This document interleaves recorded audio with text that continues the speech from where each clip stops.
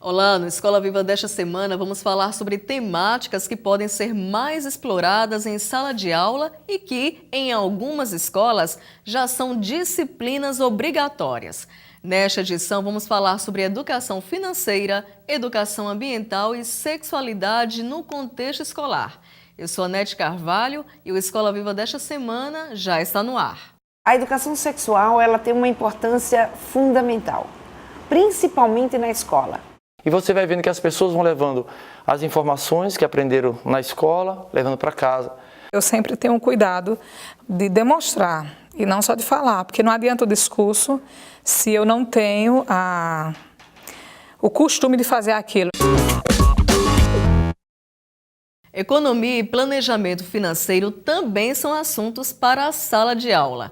Com a educação financeira, estudantes dos ensinos fundamental e médio podem aprender a lidar melhor com o próprio dinheiro, ter mais consciência em relação ao consumo e entender a economia do próprio país.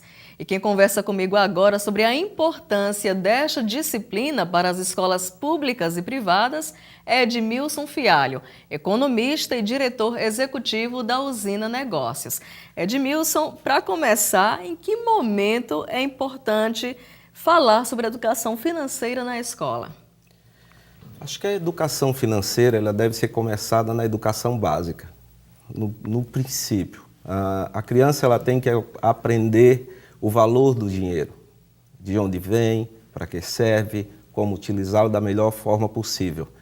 Então, trabalhar as crianças na educação infantil de uma forma lúdica, para que ela aprenda brincando sobre a importância do dinheiro, ela vai nos levar a um bom profissional no mercado.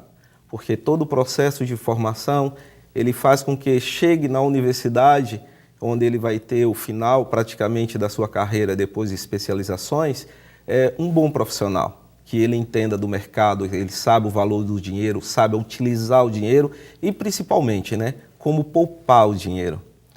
O nosso país é um país que de baixo nível de poupança e a gente precisa melhorar esses índices. E tudo começa na escola. Agora eu acredito também que os pais em casa podem estimular nos filhos essa educação, esse planejamento, esse cuidado com o dinheiro, não é isso, Edmilson? Exatamente.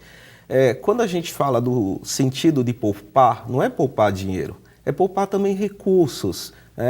Ensinar a criança a utilizar adequadamente a água, não deixar a energia ligada em determinados equipamentos, sair de uma sala, desligar a energia. Então, isso é uma maneira de poupar também. E ele tem que saber que cada etapa dessa, ele configura num custo final que vai interferir no orçamento familiar. Eu sempre tenho um cuidado de demonstrar e não só de falar, porque não adianta o discurso se eu não tenho o costume de fazer aquilo. Eu sou bastante rigorosa com a questão de mesada, eu dou uma quantia, a minha filha mais velha recebe uma quantia maior, meu filho tem 3 anos de diferença, adolescente recebe uma quantia menor.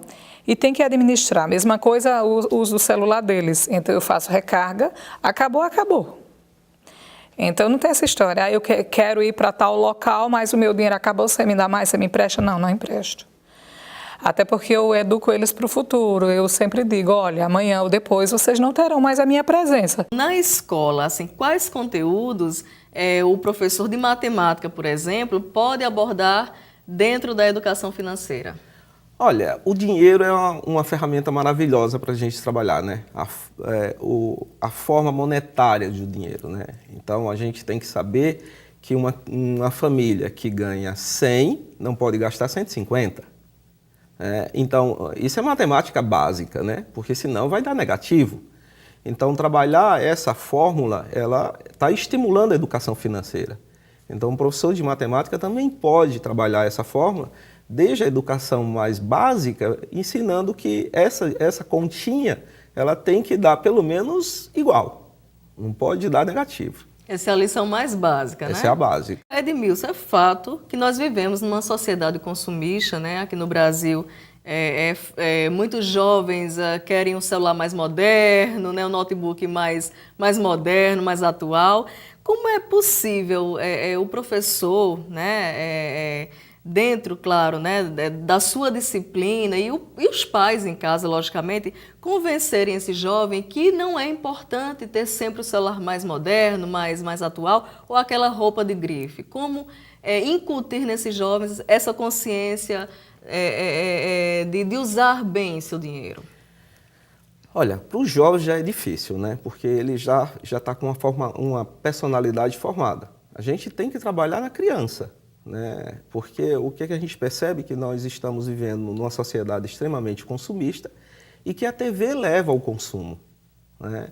Então os programas estão levando ao consumo e a gente vê que a ascensão da classe C, ela favoreceu todo esse crescimento de consumo. Então a classe B e a classe A já era consumista, mas a classe C passou a ser consumista mais ainda. Então aquilo que ela não tinha acesso antes, ela quer ter agora. Então tem que trabalhar na educação mais básica possível para dizer que você não pode gastar tudo que você ganha. Você tem que poupar uma parte. É um trabalho de longo prazo, não é de curto prazo. Quando meus filhos eram menores, eles assistiam um determinado programa e eles ficavam, mãe, compra isso, compra aquilo, compra. E aí eu sempre cortava, né? E eu dizia, olha, eu posso comprar, mas eu não vou comprar porque você não precisa.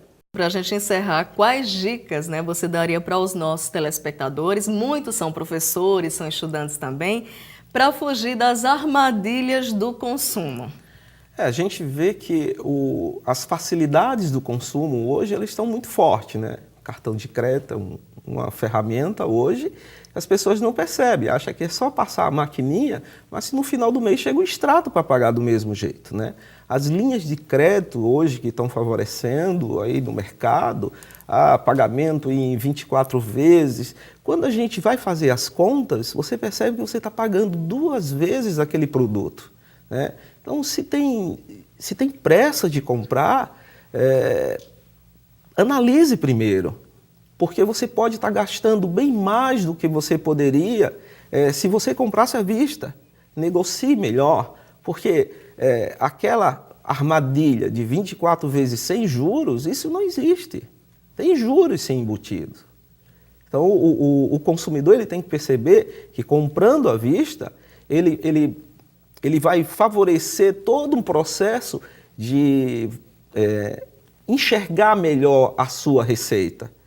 Então ele sabe o que ele pode gastar e o que ele não pode. Quando ele começa a jogar tudo no cartão de crédito parcelando, ele está parcelando as suas dívidas e muitas vezes ele perde o controle. E muitas vezes ele não tem dinheiro suficiente para pagar aquela parcela no mês. E vira uma bola de neve. E os juros nossos são juros exorbitantes e o cartão de crédito ainda são juros astronômicos. Então, planejar e pensar melhor antes de comprar é bem importante, sem dúvida nenhuma. Bastante.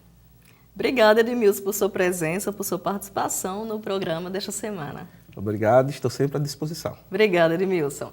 No próximo bloco, vamos saber por que é importante falar sobre educação ambiental na escola e como os professores podem explorar esta temática em sala de aula. O Escola Viva volta num instante. A educação ambiental é uma transversalidade de assuntos, né?